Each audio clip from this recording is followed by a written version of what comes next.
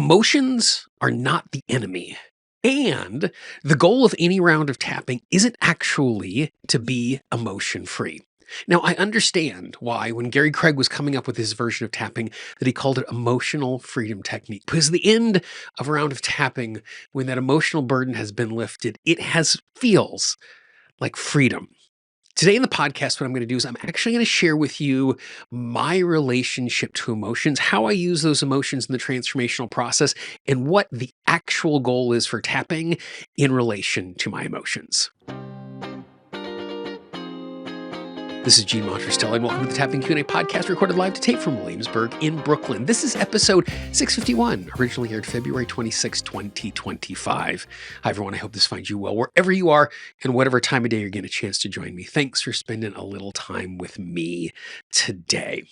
Now, as a tapper, we spend lots and lots of time thinking about our emotions. Almost always, with the exception of dealing with something physical, when we sit down, we're responding to something emotional. And oftentimes when we're tapping on something physical, we tap on our emotional response to that physical thing before we tap on the physical thing. And so when I sit down to tap, particularly in my relationship to my emotions, I have two goals with every round of tapping. The first goal is to feel better. Not perfect, not completely transformed, but just better. And the second is to have a proportionate, well-informed emotional response.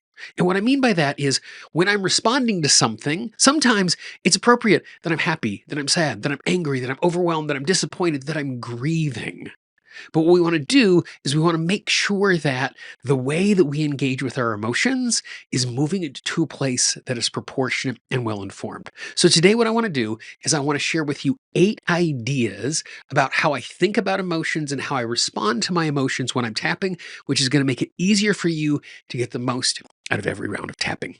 Now, before we do that, one of the things that makes it easier for us to navigate our way through this emotional journey is not to just tap willy-nilly, but each time we tap to sit down with a plan and for us to recognize what that journey looks like. To make it easier for you to tap along and track what you are doing, I have created a tapping tracker. This is a process that helps you to track the number of times you tap, but also how to gather insights and the tail enders and the issues that come up when you're tapping. I want you to have a copy of this absolutely free. All you need to do is go to tappingtracker.com.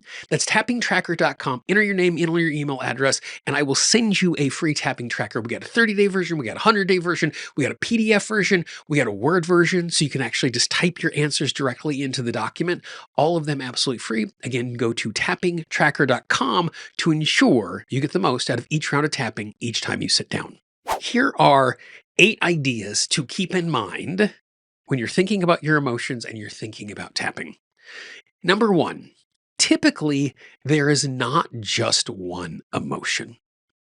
One of the pieces of vocabulary that I use when I'm working with my clients is I want you to tune into the constellation of emotions.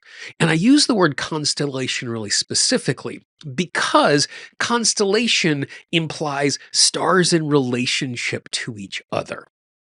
Typically, when I'm having a constellation or I'm having a whole host of emotions that I'm responding to what is going on, I'm in a circumstance where it's not, I feel some sadness and I feel some anger and I feel some disappointment, but those emotions are connected together. And so when we start to shift from, it's not a list of emotions or it's not one motion, but these emotions have relationship to each other, what it does is when I sit down to tap is it gives me some space to engage with and think about each one of those emotions. And so one of the things I oftentimes tap on is I give myself permission to recognize the fact there's a whole constellation of emotions that I am feeling right now. And I'm going to take those emotions one at a time. And I don't have to know which one to start with because they're all connected. By simply engaging with one of the emotions, I'm going to be impacting them all. So by starting my tapping off, or at least having that in mind when I'm sitting down to tap, makes it easier for me to begin. Because if there's this mess of emotion, The most common reason people don't tap when they want to tap is they don't know how to start. Once they start, they're fine. And so when I'm presented with this mesh, this constellation of emotions, it's really hard for me to start. So by one, acknowledging that it's a constellation of emotions makes it so much easier for us to engage. Number two, I love tapping on giving myself permission to know that it is safe to feel my emotions. Now, saying that it's safe to feel my emotions doesn't mean I want to stay in the emotion, doesn't mean I love the emotion, doesn't mean the emotion feels good, but it takes some of the edge off what's going on. Right now, I am feeling sadness. And even though I do not enjoy this sadness, I give myself permission to know it is safe for me to feel this emotion. The emotion is natural.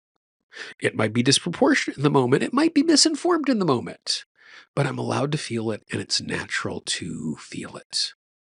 By doing that, again, I'm making myself more comfortable and calmer as I engage with the process because I'm now not worried about the emotion itself. Number three, in addition to making it safe for us to feel the emotion, it's important to validate that we're allowed to feel the emotion. My favorite way to do that is with one of my favorite tapping phrases. I give myself permission to feel sadness right now. I give myself permission to know that I'm allowed to have an emotional response. I give myself permission to know it's natural to be having an emotional response. And so you'll notice in that, I'm giving myself permission to be in that moment because when I give myself permission, it makes it so much easier for me to engage with what is in front of me in that way. Number four, once I recognize there are emotions, once I recognize there are multiple emotions, giving myself permission to do it in small bite-sized steps. Every single time we sit down to do transformation, tapping, or otherwise, our goal is instantaneous, total, eternal transformation. And I'm always open to that as a possibility. But as I'm engaging with this, I want to be in a circumstance where I'm doing it where I'm giving myself permission to take steps, take steps, take steps. I give myself permission as I feel all of these emotions to be open to clearing them all at once. But I also give myself permission to know that it is possible for me to simply take this one little bit at a time. And when I take it one little bit at a time, it makes it so much easier for me to take action. Engaging in that way, giving myself permission to take small steps. Number five, and this is something I actually did an entire podcast episode on recently. And that is on the idea that I am feeling the emotion. I am not the feeling. So it's not that I'm sad or I'm sorry or I'm disappointed, but instead I feel sad. Instead, I feel disappointed. I feel overwhelmed.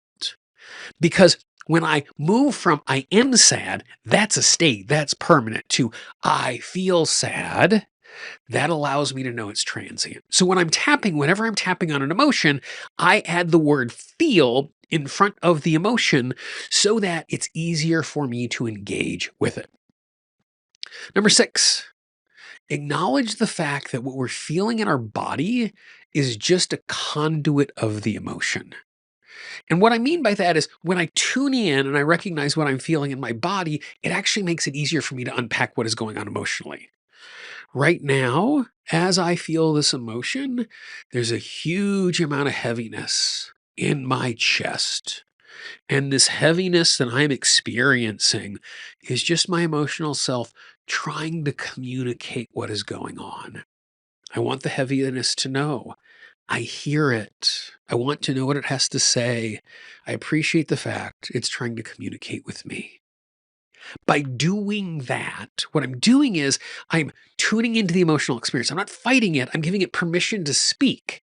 And sometimes it's easier for the body to speak to us than it is for us to understand the emotions. And so by creating that sense of disassociation and tuning into the emotion in that way, it makes it so much easier for me to engage. Number seven, approach our emotional state from a state of curiosity, not from judgment. It's so easy to be disappointed with the fact that we are feeling a particular way. Oh, I'm so frustrated by the fact that I'm overwhelmed by what is going on. Oh, my emotions are getting the best of me again. So instead of judging myself for feeling the emotions, I give myself permission to feel emotions right now. And as I feel those emotions, I know my system is trying to communicate something.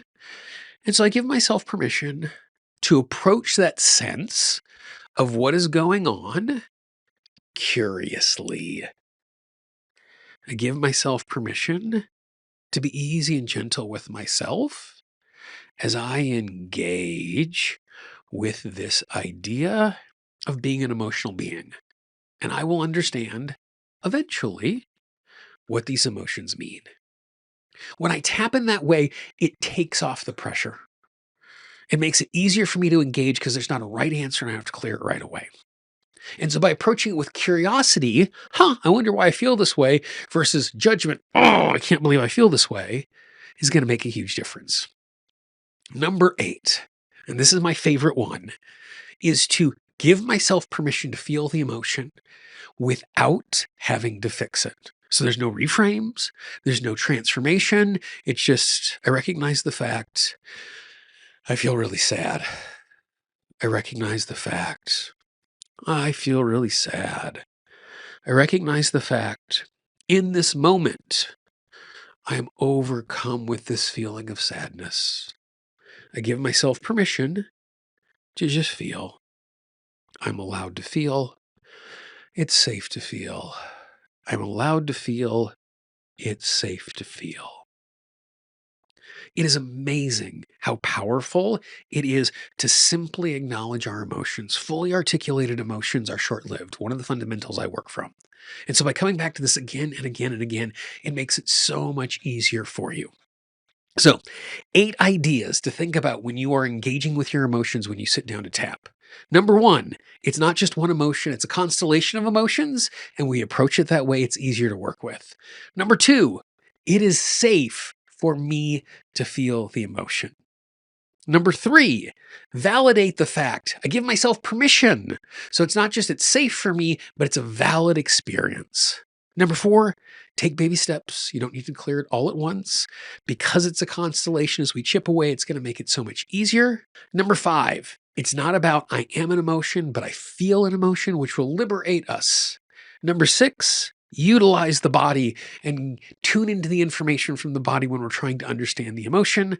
Number 7, approach with a sense of curiosity, not judgment. And number 8, tap to just feel the emotion.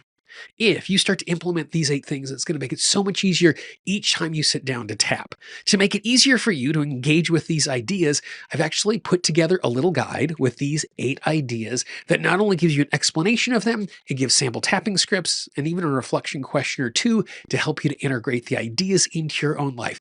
If you'd like a free copy of the little guide that goes through these 8 ideas, all you need to do is go to tappingqanda.com/emo. That's EMO, tappingqanda.com/emo, and you'll be able to download this guide right away.